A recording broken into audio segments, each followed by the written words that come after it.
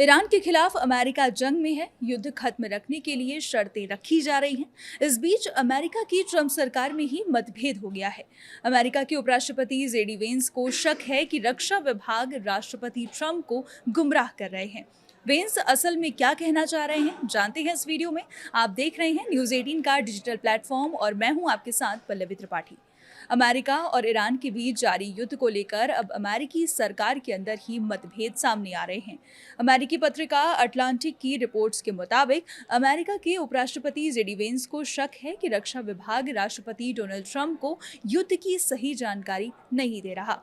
बताया जा रहा है कि रक्षा मंत्री पेट हेग्सेथ और ज्वाइंट चीफ ऑफ स्टाफ के चेयरमैन जनरल डेन केन लगातार ये दावा कर रहे हैं कि अमेरिका इस युद्ध में मजबूत स्थिति में है और उसने ईरान को भारी नुकसान पहुंचाया है। साथ ही ये भी कह रहे हैं कि अमेरिका के पास हथियारों की कोई कमी नहीं है।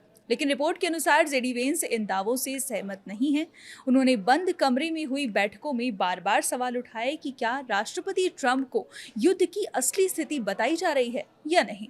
वेंस को खासतौर पर इस बात की चिंता है कि अमेरिका के मिसाइल भंडार तेजी से खत्म हो रहे हैं या फिर कम हो रहे हैं। उनका मानना है कि अगर इसी तरह युद्ध चलता रहा तो भविष्य में चीन, रूस या फिर उत्तर कोरिया जैसे देशों के साथ संभावित संघर्ष में अमेरिका कमजोर पड़ सकता है। रिपोर्ट में यह भी कहा गया कि वेंस को शक है कि युद्ध की जो तस्वीर राष्ट्रपति के सामने पेश की जा रही है वह पूरी तरह सच्ची नहीं दिखती और शायद उसे ज्यादा सकारात्मक यानी पॉजिटिव तरीके से पेश किया जा रहा है। पब्लिकली जेडी वेंस ने अभी तक रक्षा मंत्री हेग्सेथ की आलोचना नहीं की है, लेकिन अंदरूनी बैठकों में उनके सवाल सरकार में बढ़ते मतभेद की ओर इशारा करते हैं। वेंस ने इन कमेंट्स को पर्सनल रखा है। उन्होंने सीधे तौर पर पीट हेग्सेथ और डेन केन पर राष्ट्रपति को गुमराह करने का आरोप नहीं लगाया है। इससे पहले भी वेंस ने ईरान में अमेरिका की कार्रवाई पर सवाल उठाए हैं।